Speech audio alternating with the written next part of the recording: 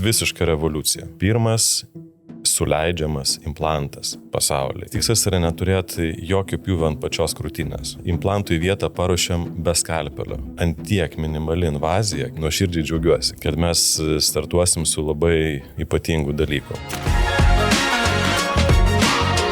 Gydytojau, šiandien pakalbėkim apie naujieną plastinėje chirurgijoje. Esate pirmasis plastikos chirurgas, krūtis didinantis su vietinė nejautra per 15 minučių ir be randų po krūtimis.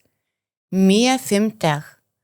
Ar tai yra revoliucinis sprendimas krūtų didinime? Kas tai yra? Taip, tai yra, mano akim, tai yra didžiulė revoliucija, nes aš šioje srityje jau pakankamai ilgai dirbu ir visai ką galvodavau, kas dar gali atsitikti. Nes keitėsi implantai, keitėsi danga, keitėsi jų minkštumas, formos atsirado įvairesnis pasirinkimas ir taip atrodo, mes sukamės tame pačiame katile ir kaip ir jau viskas lyg ir išsisėmė. Aišku, dar yra mados tam tikros. Buvo įvairios vietos, per kur tą implantą įdėti, buvo netgi kažkada, turbūt bus įdomu žmonėm, kad buvo netgi planuota per bambą dėti implantus ir buvo dedama Šveicarijoje, aš toje klinikoje esu dirbęs, kur tas buvo daryta, bet tas daktaras, kuris tą darė, sakė, paskui mes tikrai labai greitai atsisakėm to, nes, kai kas nepasiteisina tiesiog. Tai šis Mios metodas, jis atsirado gal 2017 metais, ar jis pakankamai idėja pati gimė pakankamai senai. Ir ją labai ilgai vystė, ją labai ilgai brandino, prie jos buvo suburta labai žinomų chirurgų tokia komanda. Ir jie tiesiog išrado naują lygį, naują etapą visoje krūtų chirurgijoje. Tai jeigu taip labai trumpai, tai pagrindinis dalykas tai yra, kad šios operacijos, jeigu žiūrėti iš paciento pusės, tai jos trunka 15-20, maksimum 30 minučių. Jos gali būti atliekamos su vietinė nejautra, net nereikia migdymo. Po jų pacientai labai greitai grįžta į savo kasdienį gyvenimą, tai toks atrodo kaip toks anekdotinis pasakymas, bet maždaug jeigu tai yra kelių vaikų mama, tai jinai atvažiuoja ryte operaciją, jinai per pietus gali vaikus paimti iš darželio arba daryti pietus ar kažką kitą. Ir tai yra labai greitas atsistatymas, labai mažai skausmo, labai greitas grįžimas į sportus. Po 2 savaičių galima grįžti sportuoti. Tai yra, iš paciento pusės yra tos pacientės, kurios turėdavo tam tikrų baimių dėl skausmo, dėl šeimos, dėl iškritimo iš gyvenimo, kaip ir šitas dalykas nubraukė visai. Iš chirurgo pusės, jeigu žiūrėt, tai yra labai toks revoliucinis sprendimas, nes mes implantui vietą paruošiam be skalpelio, be audinių pažeidimų, nereikia jokių drenų. Yra toks labai įspūdingas pats sprendimas ir kadangi raumuo yra nepažeidžiamas, implantas dedamas virš raumens, tai yra faktiškai nepažeidžiami krūties audiniai, raiščių, visa sistema yra visai kitas požiūris ir tai iš tikrųjų yra visiška revoliucija, tas sprendimas. Aš apie jį žinau kelis metus ir man visai, kai jisai labai įdomus būdų ir aš visai, kai vis klausdavau atstovus, sakau, kaip čia su juo, kada jisai ateis ir sako, jie darė labai išsamius tyrimus ir vienas iš centrų Švedijoje, Stokholme, pas daktarą Rankvistą. Tai šios ryties, sakykime, yra vėliavnešys, jisai didžiulį indėlį ir įdėsi visą krūtų chirurgiją. Ir taip labai dėsninga, kad jisai tapo kaip ir tos idėjos išradėjų ir tokiu vėliavnešiu. Tai buvo ilgas procesas, kol jie ją ištobulino, buvo 100 pacientų studija, jie stebėjo, žiūrėjo, labai labai buvo nuosekliai einama prie to. Ir aš taip džiaugiuosi, kad mūsų klinika ir tapo antra Baltijos šalyse, nes pirmas centras kaip tik turėtų atsidaryti Taline, jie atidarys patys atstovai implantų, o mes esam sekantis. Tai labai didelė garbė, kad mes pasitikėjimą turim ir kartu ir atsakomybę ir aš tikrai nuoširdžiai džiaugiuosi, kad mes startuosim su labai ypatingu dalyku. Tai pagrindiniai skirtumai nuo tradicinio metodo dėl krūtų didinimo, tai tuo, kad narkozės nereikia. O jeigu nori, pavyzdžiui, su narkoze, ar gali atlikti šito procedūrą? Taip, tai yra pasirinkimo dalykas, nes trumpa narkozė, jinai savaime yra žymiai lengviau toleruojama ir po jos mes vis tiek galim išleisti namo tą pačią dieną. Tai ta trumpa narkozė, jinai gali būti irgi labai įvairių formų, jinai gali būti standartinė, intubacinė, gali būti kaukinė, gali būti intraveninė sedacija. Įvairių labai formų yra ir reikia tiesiog adaptuotis prie pačio paciento, nes tikrai yra ir bus, kur manau, rinksis bendrą neutrą tiesiog, kad negirdėt, nes kaip šio metodo viena iš privalumų, pats Rankvistas tai mini, kad sako, mes kalbamės apie dalykus, apie kaip sekasi, kokie reikalai, sako, ir tos 14 minučių taip ir praeina labai greitai besikalbant. Bet, turbūt ne visiems tas priimtina, kad šnekėtis gal kai kas ir nenorit šnekėti. Tai čia yra grinai pasirinkimo dalykas. Kita vertus, kai kiti labiau bijo narkozės nei pačios operacijos, tikrai. Tai čia puikiai išeitis, vietinė neutra, va tau ir krūtinė. Taip. Bet viena yra norėti, o kita galėti. Žinau, kad šis metodas tinka ne visoms pacientėms. Taip, yra gana griežta atranka tiek anatominių atžvilgių. Tai jeigu taip įsivaizduoti, tai yra kokia yra geriausia pacientė, labiausiai tinkama. Labiausiai tinkama pacientė yra ta, kuri turi šiaip gražią krūtinę. Viskas su ja yra tvarkoje. Bet norisi pilnumo, norisi putlumo kažkiek ar pavyzdžiui, po ten vieno ar kelių nėštumų tiesiog sumažėjo tūris. Bet nėra didelių anatominių kažkokių deformacijų ar asimetrijų, aukščio skirtumų, tūrio skirtumų, kažkokių formos problemų, kad krūtinės ląstos deformacijų, kad nėra, pavyzdžiui, labai speneliai nutolę viens nuo kito. Ta prasme, tai yra tinkamas metodas tom, kurios ir taip turi gražią krūtinę, bet jaučia, kad prarado kažkiek ar su svorio netekimu. Tai atranka yra iš chirurginės pusės, tikrai turi būti griežta, reikia tuos dalykus labai žiūrėti.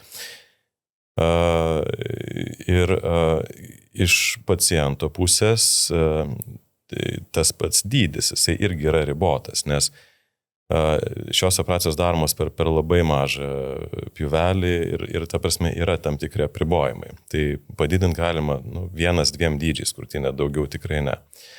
Bet mums vėl taip grįžtant prie mūsų visos darbo koncepcijos, mums šitas dalykas absoliučiai tinka į mūsų visą darbo apimtį, nes kas yra atliekama pasauliu su krūtinės operacijom, tiek nuo rekonstrukcijų ir po onkologinių susirgymų ir tarkim po visokių sprendimų, pavyzdžiui, kai implantai yra senai dėti, yra kapsulinės kontraktūros ar deformacijos, paprasti implantai, asimetrijų sudėtingų sprendimai, tai mes visą tą darom ir mums kažkaip visą laiką trūko to tokio deimanto, kuris padėtų tom, kurios ir taip turi viską gerai ir kaip ir jom tada, kaip ir galbūt niekur nereikia. Tai čia buvo labai tas laiku ir geras dalykas atėjęs į mūsų praktiką. Jau truputį minėt apie randelius, kur yra daromi tie mažyčiai pjuveliai ir kokio dydžio. Žinau, kad čia netgi yra speciali įranga tam. tai neįprastai įdedamas implantas. Taip, jeigu taip trumpai, tai, Mija turi esmė jos yra tai, kad yra atliekamas pjūvis pažastyje. Nes tikslas yra neturėti jokio pjūvio ant pačios krūtinės. Nei spenelį, nei pakrūtinę. Seniau, kai būdavo, nes tai, jokia naujiena atrodo, dėdavo implantus per pažastį ir seniau.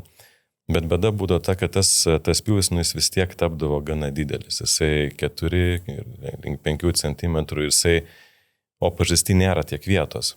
Ir jisai neišvengiamai išeidavo iš pažasties į priekį ir va tas išėjęs tavo uodegėlę pjūvį, jinai tapdavo toks išdavikas, kuris matydavosi su trumpom maikutėm, ta prasme tapdavo pastebimas ir matomas. Ir tai būdavo turbūt viena iš tokių didesnių problemų. Mija procedūrai užtenka 2 cm pjūvio. Jis yra atliekamas pažastyje esančiai raukšlėjai. Nes raukšlė yra natūralus dalykas ir pjūvis raukšlė visai, kas sugyja labai gerai. Jį tiesiog neįmanoma pamatyti. Tai tie rezultatai pjūvių iš tikrųjų nuostabus, ką aš mačiau iš tos studijos, tai tikrai yra labai labai puiku. Ir pati ta procedūra yra, skalpelis yra naudojamas tik tai odos pjūviui 2 cm. Toliau yra naudojama visai kita įranga, kuri absoliučiai yra nebūdinga jokioms operacijoms visai. Yra toks padaromas kaip tunelis su tokiu buku instrumentu ir į tą tunelį įdamas kaip balionas. Ir tas balionas jį išplečiant, jisai padaro vietą implantui. Ir tiesiog implantas jis paskui yra iššaunamas su tokiu kaip specialiu šautuvu į tą vietą ir ta operacija tuo ir baigėsi. Žaizda gali būti siuvama, gali būti klijuojama. Tai absoliučiai kitas požiūris ir kitas priėjimas. Ir aš kaip minėjau, tas balionas, kadangi jisai slėgių, jisai tiesiog pratempia audinius ir padaro tą vietą, bet jis nežaloja, jisai netrumuoja. Nereikia drenų dėti, nes niekas nekraujuoja. Tai yra labai labai kitoks dalykas, jeigu žiūrint į standartinės operacijas. Aš kiek mačiau video, tai toks atrodo kaip didelis švirkštas pompa, įdurėt ir pokšti šauna implantas.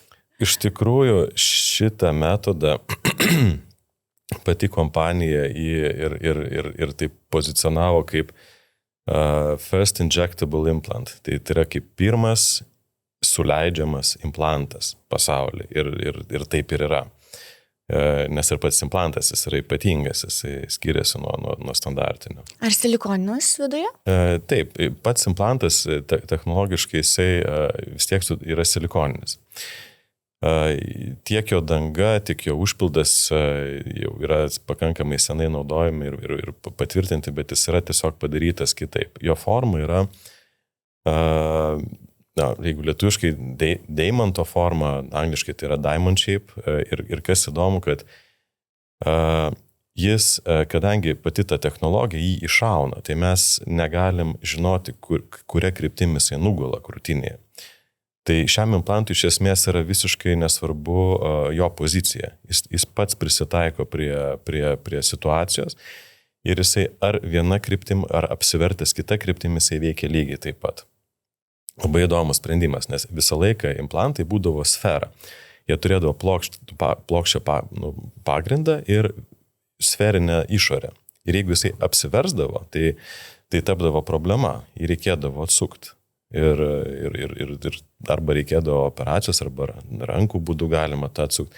Tai su šito implantu, ta prasme, kaip jis net jeigu apsiverstų, tai jo nereikia niekaip atsukinėti, jisai visai randa savo poziciją. Tai čia tokio dalyko, kaip pasirinkti apvalus ar anatominiai implantai nėra? Ne, jis yra, jeigu taip žiūrėti, nei anatominis, nei apvalus, jis taip techniškai žiūrint gal jis labiau apvalus, bet jis labiau mimikuoja ergonominius implantus, kurie prisitaiko prie situacijos ir duoda pakankamai natūralumą, nes toks ir tikslas yra. Ši pacientų grupė nesiekia D dydžio krūtinės. Ir dėl to tas ir implantas, jis yra pats implantų, jeigu žiūrėti į mililitrų, kiek mes galim rinktis, tai yra iki 200 mililitrų. Tai atrodo, nėra daug. Bet realybėje, kas atsitinka, tas implantas yra taip sukurtas, kad jis turi gana gerą projekciją, gana gerą ašį. Ir netgi su mažu tūriu jisai duoda pakankamai gerą dydžio pokytį.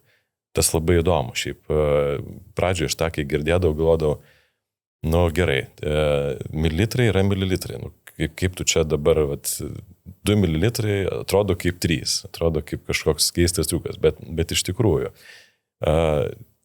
200 mililitrų dydžio tas pokytis, jis atrodo tikrai vizualiai daug daugiau. Ir už tai ruošintis operacijom reikia matuotis. Yra specialūs sizeriai, kuriuos įsidėjus matosi tie pokyčiai ir tada reikia rinktis, kas labiausiai priimtina. Ar gali būti ši procedūra derinama su krūtų pakelimu? Su pakelimu ne, dėl to, kad pati visa filosofija šios procedūros yra ta, kad tai yra antiek minimali invazija, kad pačio pakelimo, tarkim, išoriniai randai ar kažkas, kaip ir paneigia visą koncepciją. Tai ji techniškai galėtų būti taikoma, bet tai praranda visą esmę. Nereikėtų to naudoti. Tai tuomet, jeigu nori, pavyzdžiui, keitimą padaryti, prieš tai krūtis buvo didintos tradiciniu būdu, su pjūviu po krūtimis, bet štai nori MiFemTech panaudoti technologiją. Irgi tai, sakyčiau, netinkamas atvejis, nes nors galima tą būtų daryti, bet mes, jeigu yra keitimas, mes visai kas stengiamės naudoti buvusius randus. Tai tada verčiau yra keičiant, vėl priklausomai nuo situacijos, tada yra galbūt verčiau naudoti tą PRESRF metodą. Apie kurį mes pakalbėsim netrukus. Galėsim gal pakalbėti. Kuris vėl tai būtų išnaudojama ta minimali trauma patiem krūtinės audiniam, bet mums užtektų išnaudoti, tarkim, pjūvį po krūtinę. MIA yra pozicionuojama tokia visai kitas lygis, tinkamas daug sportuojančiam, aktyviai gyvenančiam, tos, kurios nenori, kad tai labai matytųsi, labiau nori, kad tai liktų taip kažkaip, jos reikalų, žodžiu, nes visa tai link to yra, kad nei pjūvio, nei kažkokio drastiško padidėjimo, nei iškritimo iš gyvenimo. Yra visai kita filosofija ir man atrodo, mes būtent tom pacientam iki šiol nelabai kuo galėdom padėti, jeigu šiaip, sakyčiau, ta niša yra labai kažkuo panaši į riebalų persodinimą. Bet yra tikrai pacienčių, kurios tų riebalų neturi. Daug sportuojančių ir joms praktiškai mes negalim padėti niekuo, nes nėra ką persodinti. Tai nuo operacinio stalo pacientė nulipa į automobilį ir namo po tokio krūtų didinimo. Praktiškai taip. Labai greitas grįžimas. Kaip mes viską šiek tiek linkę žiūrėti senamadiškai, nebandyti žaisti kažkokių žaidimų, tai mes tikrai nerekomenduojam vairuoti pačiai.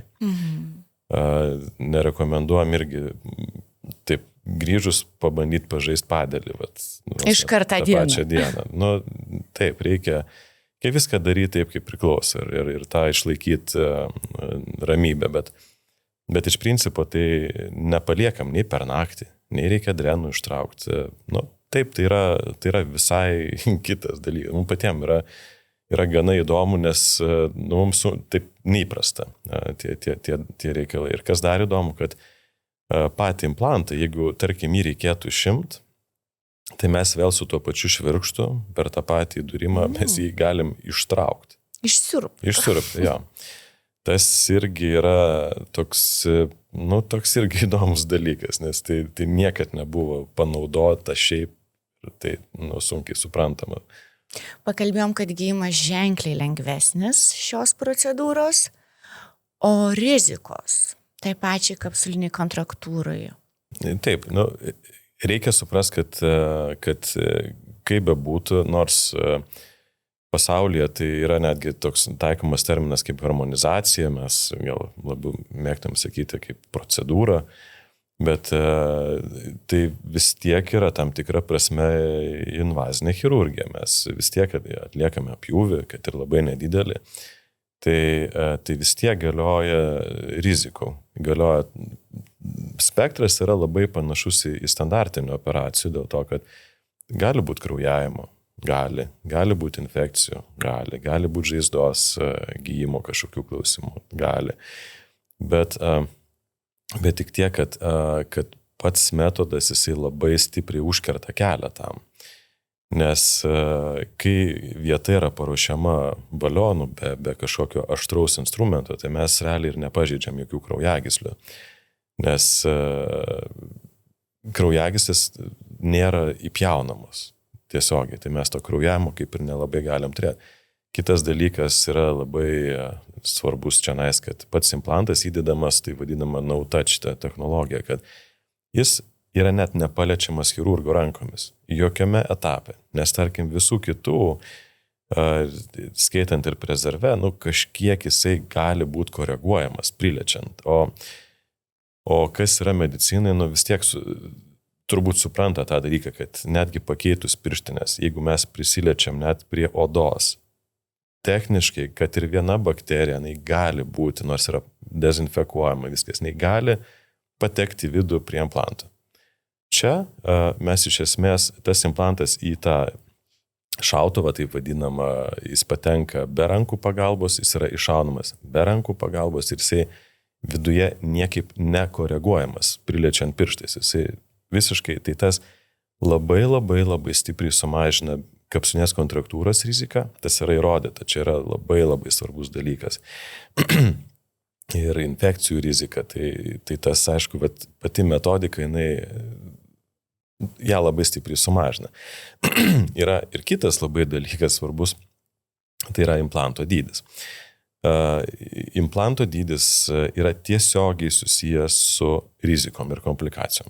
Čia vėl yra atsakyta, įrodyta labai daug kartų. Tai ir mes tai kiekvieną kartą konsultacijose sakom, visai, kad matom iš pacienčių, kad akis šiek tiek žybant, norisi to didesnio dydžio.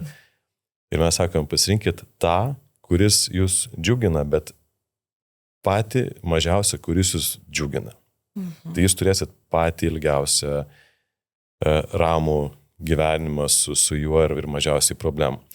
Aš kažkada esu keitęs implantus, kurie buvo dėti 91 ar 2 metais. Čia prieš kelis metus. Tai taip labai įdomi. Atėjo pacientė, sakau, tai gal, grįžkit pas savo gydytoją, kuris įdėjo implantus ir sako, gydytoja mirusi yra, jos jau nebėra. Tai sakau, gerai, o kokie čia implantai yra? Aš visai nežinau, aš visai neįsivaizduoju. Sako, tie laikai buvo tokie, kad implantus dar atveždavo iš Maskvos per kažkur, ten tų dydžių buvo 3. Ir, kai dabar begalė. Jo, ir toks buvo, galvojau, ką aš surasiu ten. 92 metai, kas ten per dalykas yra. Ir labai įdomiai, mes radom labai nedidelius implantus, ant jų nieko nebuvo užrašyta. Ten buvo, aš net nesivaizduoju, atrodo kaip iš kažkur atrodo paimtas. Bet jinai turėjo absoliučiai jokių problemų. Visiškai. Krūtinės savo vietoj, visiškai taip, kaip, sako, man mažai keitėsi per tuos metus, sako, viskas labai taip, kaip buvo, taip yra. Minkšta, implantas sveikas, kapsulė graži, jokio skysčio aplinkui, jokių išaugų, ten nieko. Ir mano tai išvada, kodėl tai buvo. Tai dėl to, kad implantas mažas buvo. 190 ml kiek. Nedidukas visai. Ir už tai jokių problemų. Nors implantas yra prieštvaninis praeito amžiaus, ten sunku suvokti, kas ten yra. Tai mes pakeitėm į šiuolaikinį, modernų, taip pat nedidelį ir aš manau, kad jinai toliau taip ilgai ir laimingai, nes tai tiesiog yra mažas dydis. Ar po šios procedūros reikia taip pat dėvėti pacientėms liemenėlę specialią? Reikia. Tik tiek, kad trumpiau reikia, nes mes iš tikrųjų stengiamės, kiek įmanoma eiti tuo keliu, kas yra labai daug metų išbandyti ir tai veikia. Nu, gal matysim, kad galima visai trumpai ten dėvėti, nežinau, ten savaitę, bet rekomenduojam kažkaip nekeis dramatiškai tos visos priežiūros. Pakalbėkim apie kitą metodą, prezerve, kurį jau jūs minėjote. Galbūt tikrai ne visi žino, kas tai yra. Aš tai pavadinčiau tarpiniu metodu tarp tradicinio krūtų dėjimo ir Mijos Femtech. Tai kas tas prezerve metodas? Kuo jisai skiriasi nuo tradicinio ir kuo nuo Mijos? Prezerve metodas, jis taip labai gražiai įsilieja į tą bendrą tą visą paletę šitų chirurgijų ir jis iš tikrųjų yra toks tarpinė stotelė iki Mijo. Taip labai, jeigu paprastai, tai prezerve galima naudoti didesnius implantus iki 315 ml, kartais gal ten šiek tiek daugiau. Bet tai yra daugiau tradicinis būdas su mažu pjūviu po krūtine, kuris irgi yra mažas. Jis yra 2,5 cm, bet vis tiek jis yra žymiai mažesnis negu standartinis. Ir prezerve yra naudojamas tas pats principas to baliono, kuriuo mes išplečiam krūtų audinius. Ir tas implantas yra dedamas realiai į labai panašią poziciją kaip ir Mijos atveju. Virš aumens yra naudojamas tas pats balionas, kuris išplečia tą vietą ir paruošia. Šitas metodas, jis toks, gal sakyčiau, labiau tinkamas visiems. Dėl to, kad ir implantų pasirinkimas didesnis ir toks labiau standartinis, tradicinis, jis gali būti naudojamas ir su pakelimais, ir su riebalų persodinimu. Jis toksai, gal jisai labiau tinkamas tada, kai yra kažkokių problemų, kada negalim naudoti Miją. Tai nes dažnai taip gali būti, kad ateina pacientas, sako, aš noriu Miją būtent, bet jų ta anatominė situacija neleidžia to, arba tarkim tas implantų dydis, jisai joms atrodo per mažas. Ir mes tada galim nuo Mijos pereiti labai gražiai prie prezerve, dėl to, kad pats požiūris į audinių išsaugojimą yra labai panašus, yra labai tas pats. Tik tai turbūt esminis skirtumas, kad yra pjūvelis po krūtine